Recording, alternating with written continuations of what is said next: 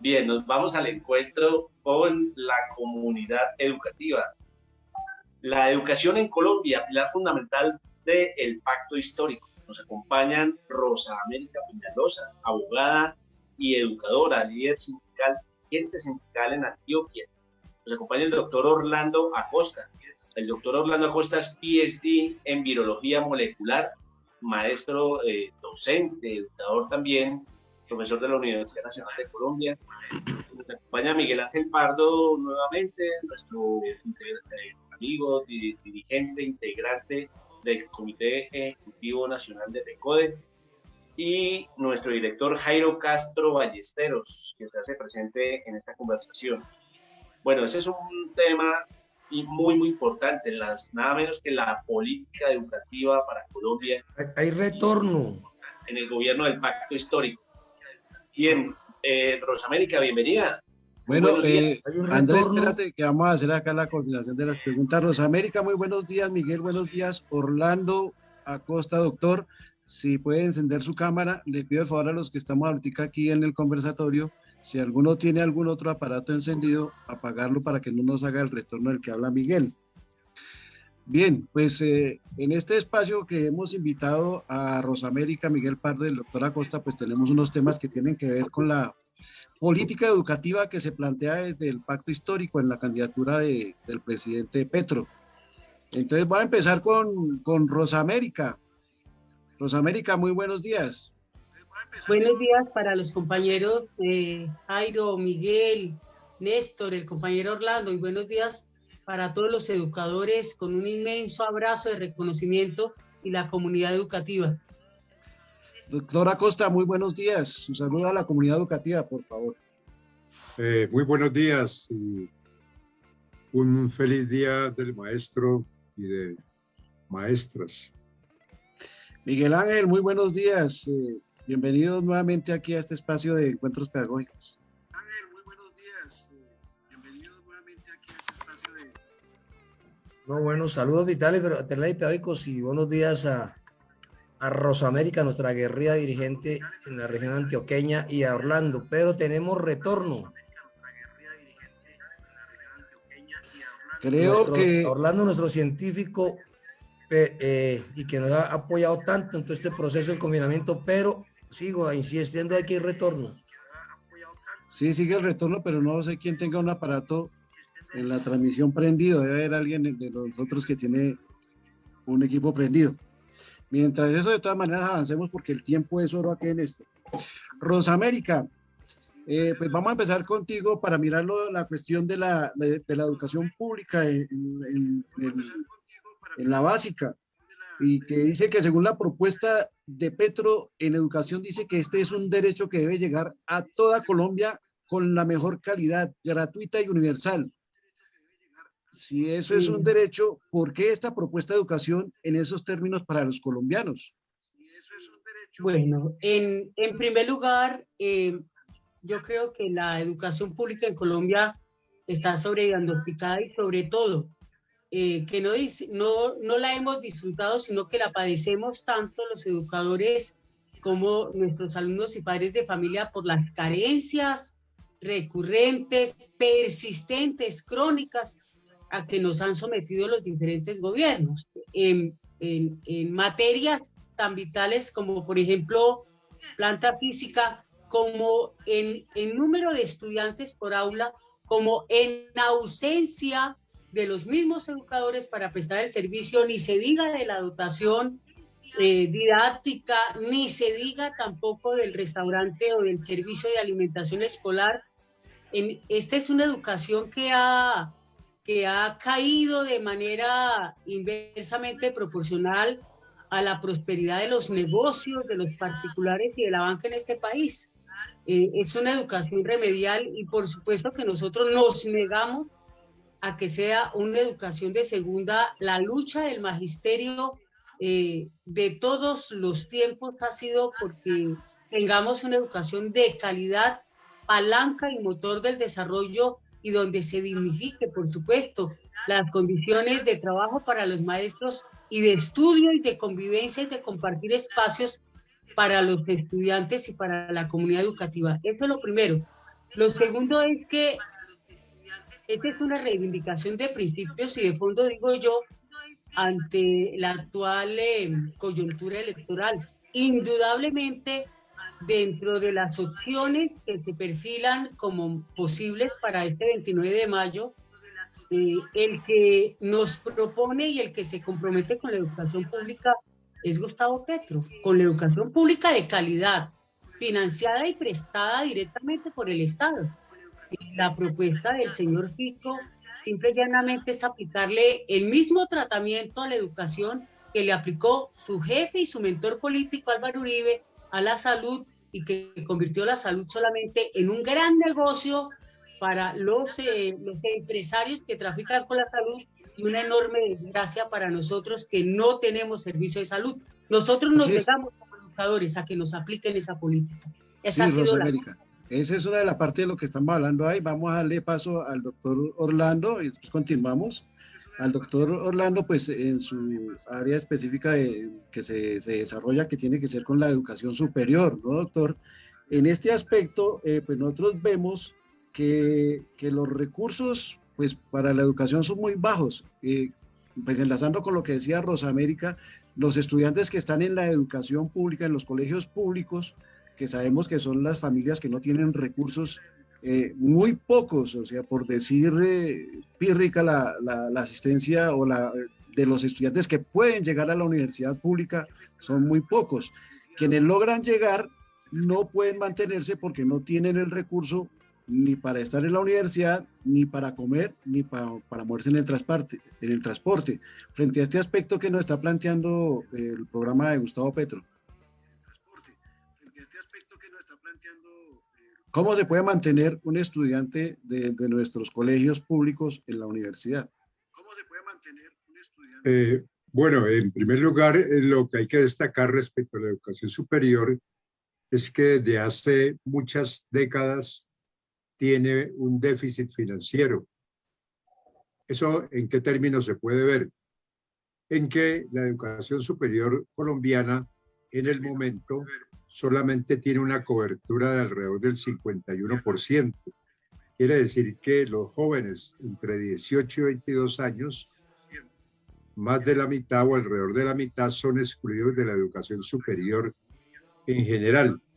Y de forma particular, solamente el 10% de aquellos que aspiran a entrar a una universidad pública pueden hacerlo.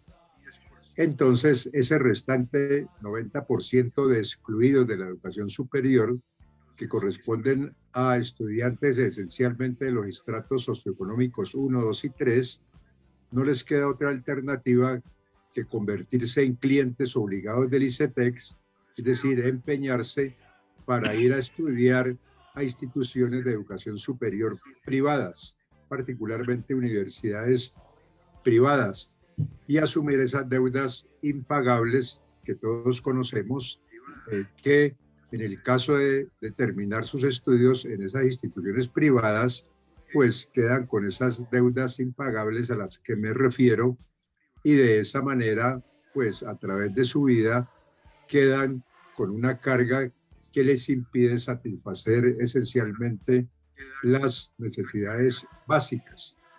Entonces, si lo vemos comparativamente, Colombia con esa cobertura del 51% está casi 24 puntos porcentuales por debajo del promedio de los países de la OECD. Entonces, de esa manera, es muy obvio con estos indicadores que estoy señalando cómo los jóvenes de los estratos socioeconómicos más pobres son desfavorecidos con relación al ingreso a la universidad pública.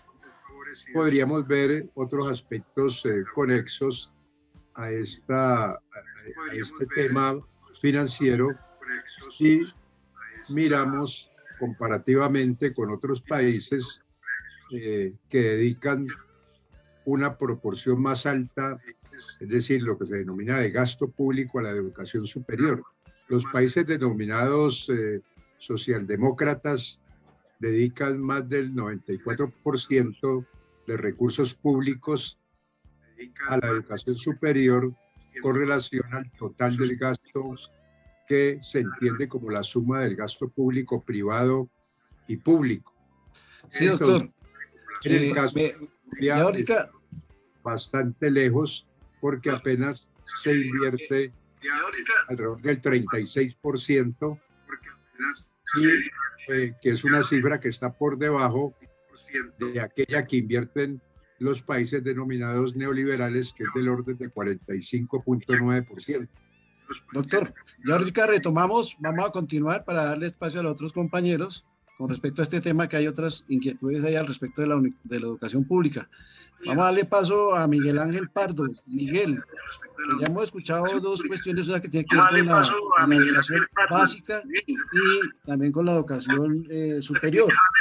En este sentido, ¿cuál debe ser el compromiso de los profesores de la educación frente a esta propuesta del candidato Gustavo Petro? ¿Qué es lo que tienen que hacer en este momento, pues, para que esto que se está planteando desde el pacto histórico sea una realidad? ¿Qué deben hacer los profesores? ¿Qué deben hacer los estudiantes? ¿Qué deben hacer los padres de familia en este momento para que esto que está planteando, que pueda llegar la educación pública de calidad, con todos los elementos que necesitan para la educación, llegue a todos los colombianos? De calidad, con todos los elementos que necesitan para la educación, llegue a todos los colombianos. De calidad, con todos los elementos que necesitan para la educación. ¿Alguien tiene el Facebook prendido? Si lo puede apagar, le agradecería. Tiene el Facebook prendido y no hemos podido. El Facebook prendido, si lo puede apagar, le agradecería. Listo, Miguel. Parece que ya se solucionó. Aló.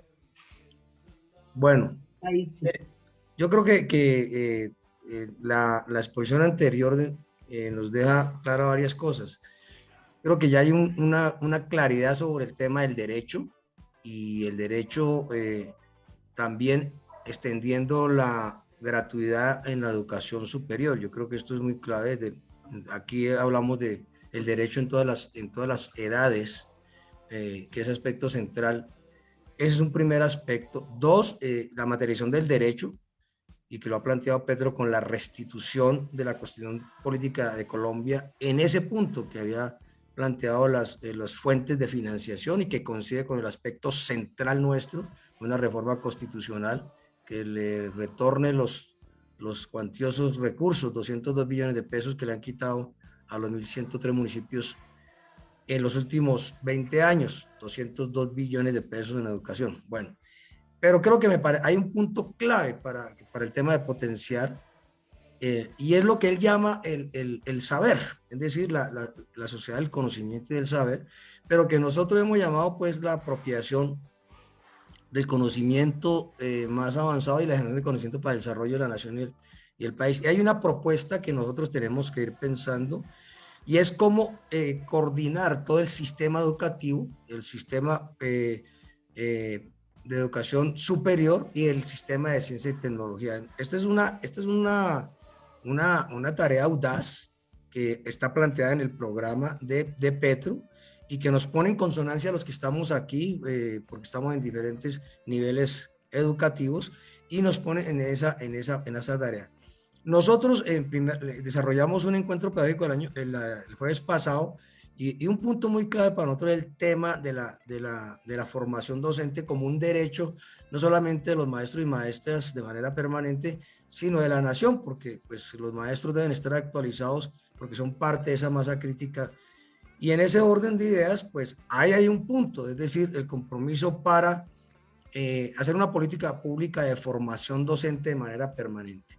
Pero nosotros también tenemos que mirar en la formación en el pregrado, y eso es un aspecto en el cual nosotros tenemos que insistir. Hoy más o menos la diferencia en inversión de un estudiante en ingeniería versus un estudiante de licenciatura es de 120%, la diferencia, y nosotros tenemos que señalar la necesidad de que los programas de formación docente sean unos programas de formación que correspondan a las necesidades de los maestros y maestras del siglo XXI. Ese aspecto es clave, y esto también implica una coherencia con las escuelas normales, las universidades pedagógicas, las facultades de educación, los programas de formación permanente, y por supuesto su relación con, en el campo de la educación superior, con las disciplinas respectivas y por supuesto con las instituciones de alto nivel pedagógico, en el caso, por ejemplo, de Bogotá, el IDEP, en otras partes. Y entonces, aquí ahí tiene que pensarse muy bien, no solamente en el tema financiero, para garantizar un avance en la formación, especialmente en la posgradual, sino mirar el tema del pregrado y una coherencia entre todo este sistema, de estos sistemas que nos permita dar un salto desde el punto de vista de, el conocimiento y de la formación que contribuya pues a un alto nivel educativo. Yo creo que ese Bien, punto Miguel, es clave. Miguel, bien listo. Aclarado esa parte de lo que deben hacer los maestros y cómo se deben comportar en cada región las diferentes secretarías para apoyar a los maestros en este desarrollo. Vuelvo a Rosamérica y de una vez Rosamérica la invito para ir cerrando y pues irnos despidiendo porque se nos está agotando el tiempo. Hay una situación que presenta en la educación que creo está planteada en los puntos que plantea Petro ahí, tiene que ver con la educación rural. Nosotros sabemos que la educación rural pues es un padecimiento porque allá no llega la educación, la deserción es grande. ¿Qué se plantea en esta propuesta de Petro frente a la educación rural? Bueno, Petro plantea, por supuesto, volver a retomar, a fortalecer la educación rural como una parte fundamental de articular la educación con el trabajo, en primer lugar. Pero no solamente eso, también plantea el fortalecimiento porque todos los ITA, especialmente, y las escuelas rurales son los que padecen con mayor rigor las carencias y la política que el gobierno le ha aplicado en los últimos años. Propone un fortalecimiento de la educación rural, una actualización, si se quiere, de la educación rural, una dotación, no solamente en materia de infraestructura, sino en materia de maestros orientados y especializados en el tema de la producción agrícola y pecuaria y, por supuesto, la dotación de campos de práctica para esta educación agrícola y pecuaria, pero también el fortalecimiento de la escuela, de la institución educativa rural como fundamento para que los habitantes del campo colombiano no emigren a las ciudades buscando mejores oportunidades, sino que se queden en el campo produciendo los alimentos que necesitan las ciudades. Eso es fundamental y en eso el compromiso del programa de Petro es absolutamente claro. El fortalecimiento de la educación rural, volverle a restituir las características trascendentales que tenían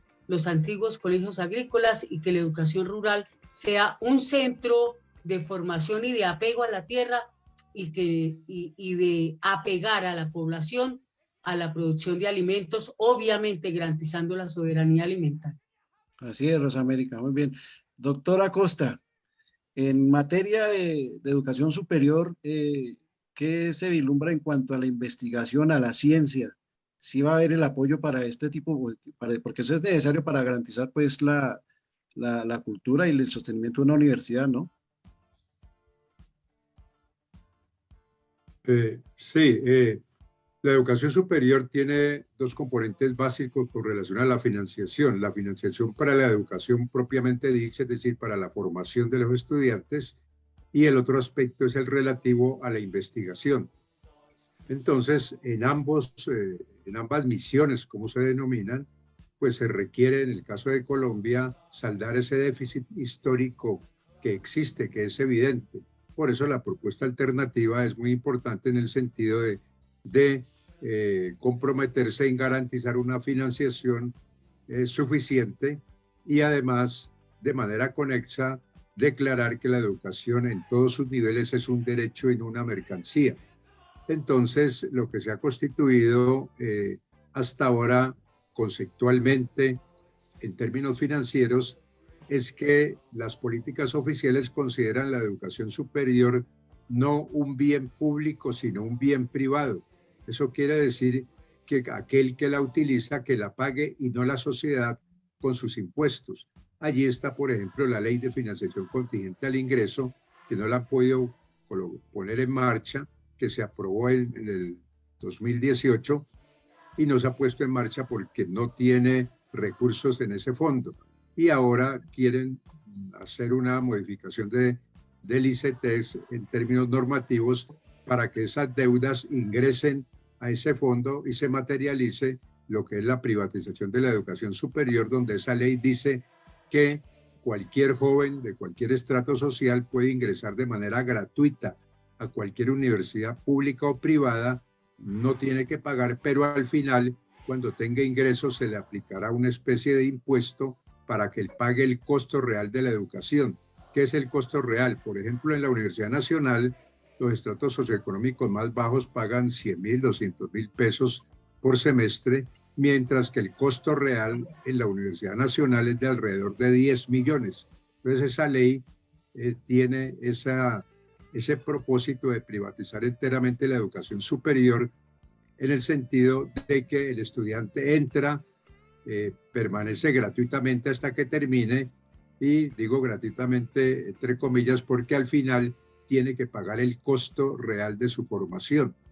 Sí, ese es un mecanismo que fue recomendado por Milton Friedman hace más de casi medio siglo para indicar que los estudiantes de la educación superior son unos inversionistas, o sea que eso les permitirá una movilidad social, mayores ingresos, y que por esa razón la sociedad no le debe pagar la educación superior, sino que la paga el mismo inversionista, y en caso de no tener, pues se le preste a la manera que hoy lo consagra la ley de financiación contingente al ingreso que se ha aprobado en Colombia desde 2018.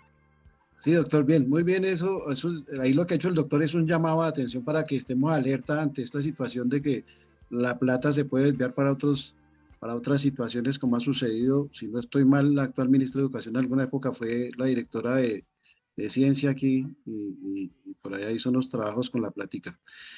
Miguel, para ir cerrando ya, entonces, recogiendo todo esto que han planteado acá, desde las organizaciones sindicales, ¿cómo se va a trabajar estos elementos? ¿Cómo se van a defender todas estas propuestas?